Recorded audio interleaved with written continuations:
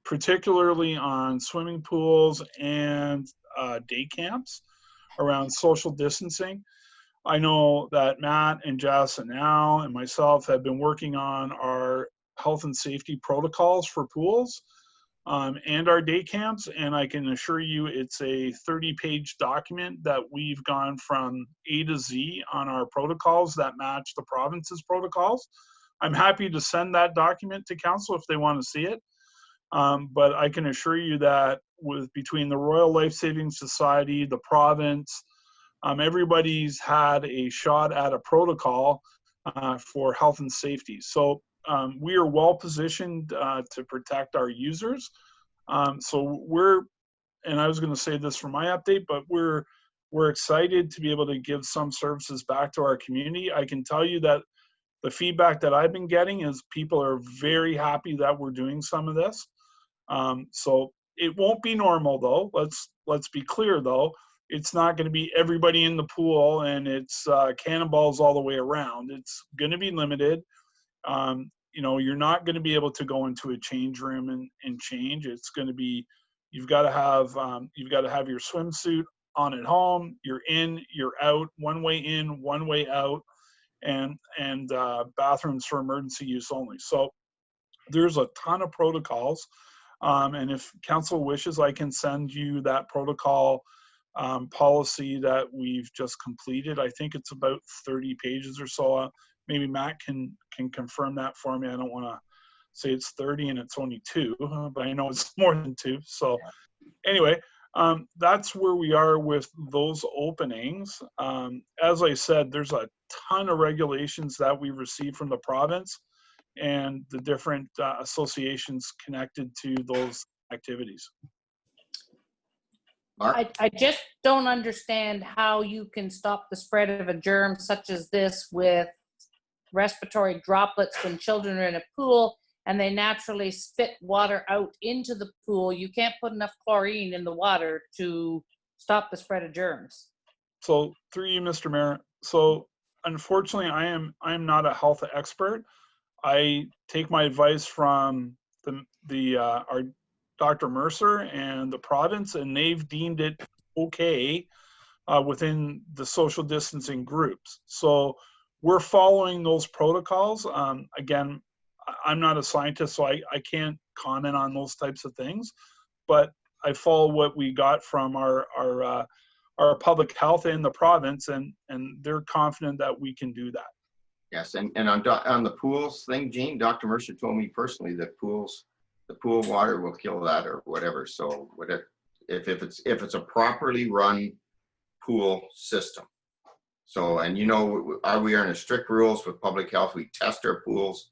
We do everything. Matt, you have a better idea than me on that, but when public health checks them, they have to check them when we set them up. They check them all the time. We have to have records.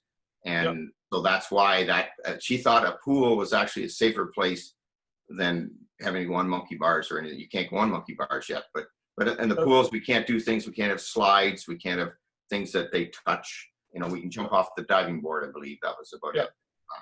The other thing, Mr. Mayor, is that we do have to have inspections before we open from public health. So our facilities will be inspected. Yeah. That's why it's going to be July before we get going. Mark. And then I think, did you get one, Dave? Or, Mark? Through Mr. Mayor, I think it's a topic that I think should have come back to council for approvals to move on and open them. I can't endorse it, even if it doesn't come back, because it's our council, our staff, and our committees can't even meet. So here we are, increasing liability on kids on distancing and in pools and slides, etc. It doesn't make sense to me to take that chance right now. Anyway, and the other thing is, we'll back up one thing.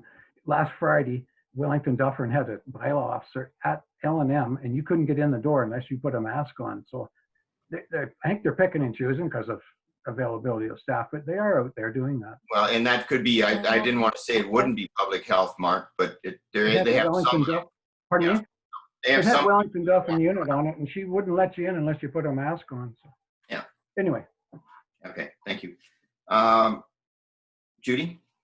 My understanding at the Foodland was that that was a security guard, and she was, it's actually Sobeys Yes. that was. Oh, that was at the Foodland was Sobeys.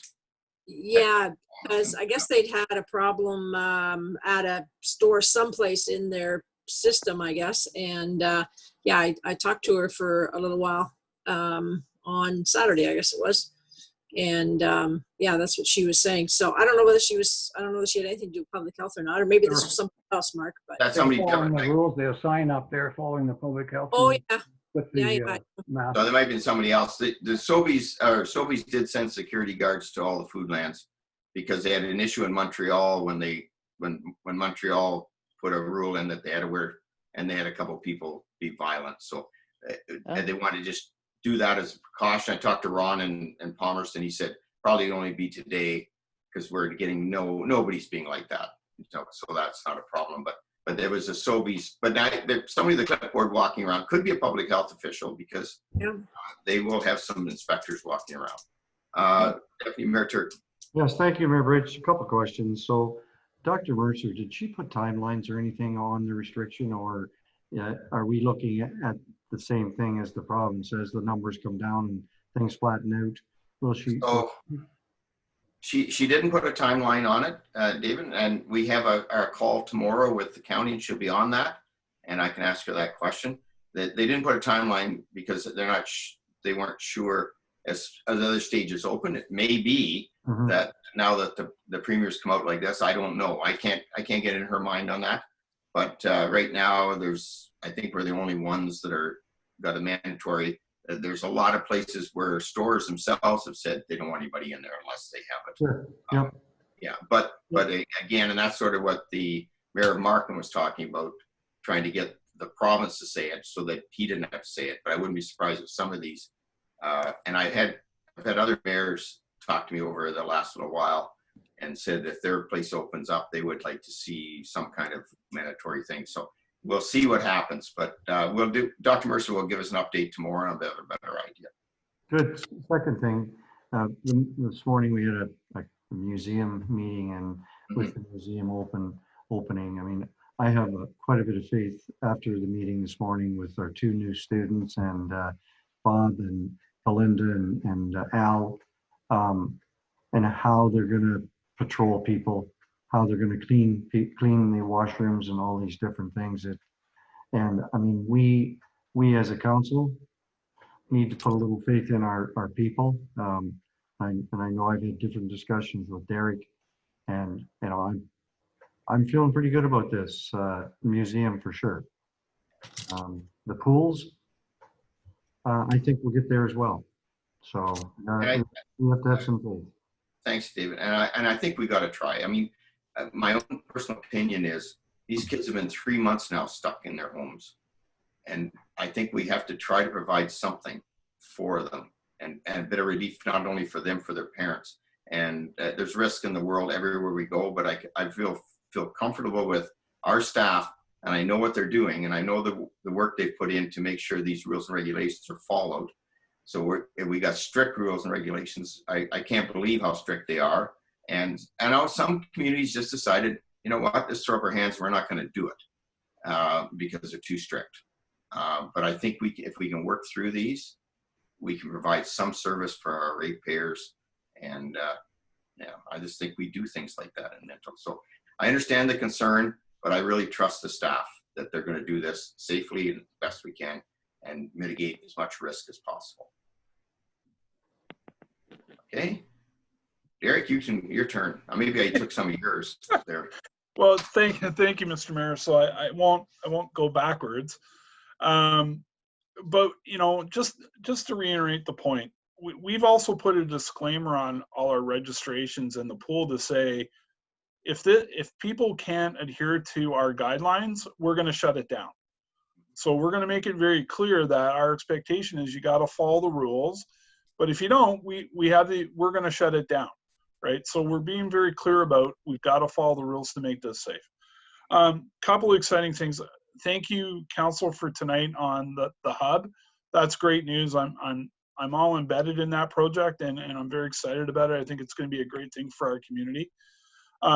Just to let you know, we're working on a few things. We're looking at bringing some reports on development strategy on wastewater for council's consideration. Our development team is meeting now regularly. We do have a number of development projects we're working through. We're excited about those. I can echo some of the statements by the mayor that things aren't really slowing down on that side of our business, which is a good thing. So we continue to work with our development community and making things happen. We're also working on some, sort of outdated documents updating for you. One would be some of the pay stubs that you normally get. We're updating those and making them accurate so that you can follow along on those. We're also doing a little more on some financial reports as we work through updating some of the systems. So a lot of stuff still going on behind the scenes. And again, as you can see by tonight, we're always looking for efficiencies and partnerships if it makes sense for Minto, and we'll continue to do that. So thank you very much. I'm happy to answer any questions you might have. Ron, and then Dave, and then Jean, I think. Okay. Derek, it's something I thought of today and almost forgot. Should we check with our insurance company that if we're not, if somebody gets sick with COVID or whatever, are they going to be able to cover us, or if they feel done all the protocols and such like? Yeah, thanks for the question, Councillor Elliott. So we looked at this situation about a month ago. It was actually a case that came out of British Columbia around additional coverage for liability in the event that somebody claims that they contracted COVID through a facility or a program. We've since talked to our insurance bureau, and also the county CEOs talked about it. And what we got was that we're covered under as long as we're in the EOC or the declaration of an emergency, we're covered. That liability is covered for us. It's almost like the Good Samaritan Act, if you will. If you're trying to do your best and you're taking appropriate protocols, then you're covered. So we did look at that about a month ago. All right, thanks. Sorry, you popped over here on my screen, so that's all right. I find you again.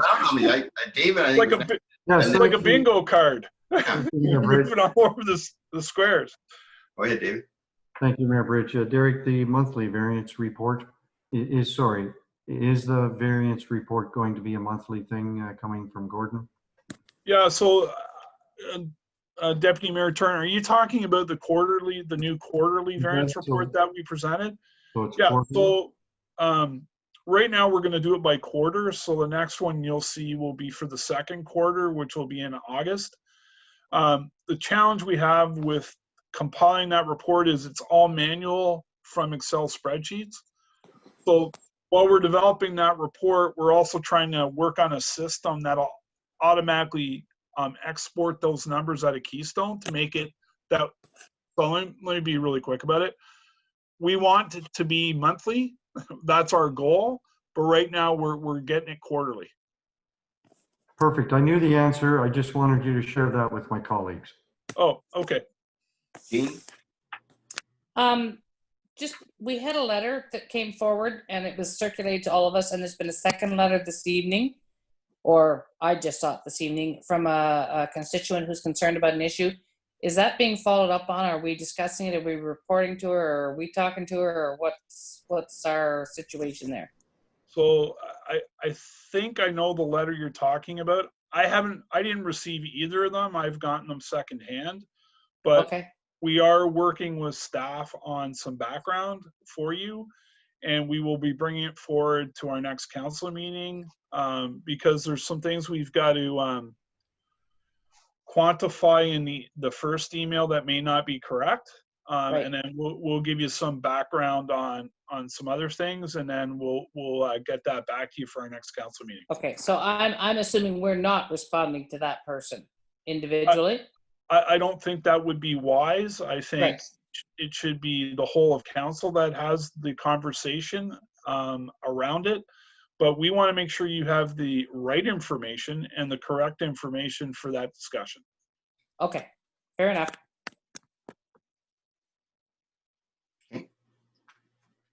Anybody else? Just one last update would have been the fact that FCM is still working very hard on the federal government giving direct money for operating Gord, and we're seeing some light there. So hopefully they're going to get there eventually. Although the county is looking at their financial position looks very good at the moment. It looks like they're not going to probably end up with a deficit. From our F&P today. And I know Gord, we're doing fairly well with our collections. So, but I think that variance report that we're going to get in August will give us a good idea going into the Mayor Turton, Deputy Mayor Turton, about how we're going to do the finances going forward. So hopefully there'll be some answers by then. But I think it's good that we're working towards those. Okay, that's it for me. And Sorry. now we're on the bylaws. Mayor Bridge, just one other thing I had forgotten to mention. Sorry, members of council.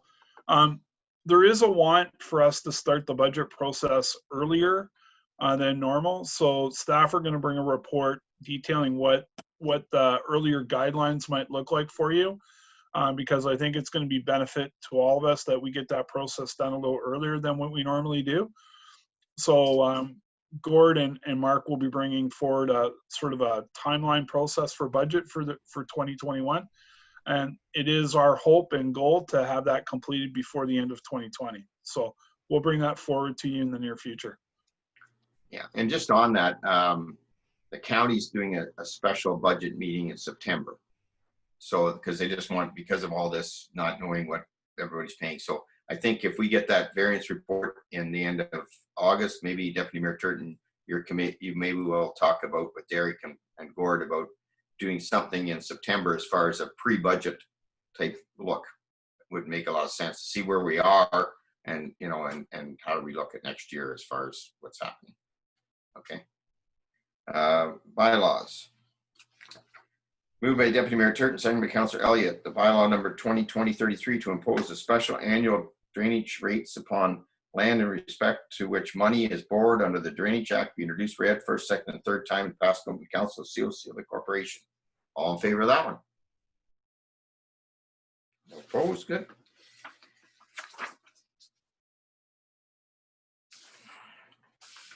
Moved by Councillor McKenzie, second by Councillor Anderson, the bylaw number 2020-34 to authorize stopping up and closing part of the unopened Victoria Street road allowance between Grist Street and the former Canadian National Railway land, former town of Palmerston, town of Minto, be introduced, read first, second, third time and passed on to Council of COC of the Corporation.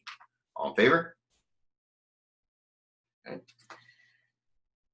Moved by Councillor Dirksen, second by Councillor Gunson, bylaw number 2020-35 to authorize the land exchange agreement between the town of Minto and Dan Sinkler be introduced, read first, second, and third time and passed on to Council of COC of the Corporation. All in favor? Passed. Moved by Councillor Elliott, second by Deputy Mayor Turton, bylaw number 2020-36 to exempt part lot control for lands being block 23 on Bridge Crescent Plan 61M222 in the former town of Palmerston and town of Minto under section 57.1 of the Planning Act ROS 1990 as amended, be introduced, read first, second, and third time and passed over in Council of COC of the Corporation. All in favor? Passed.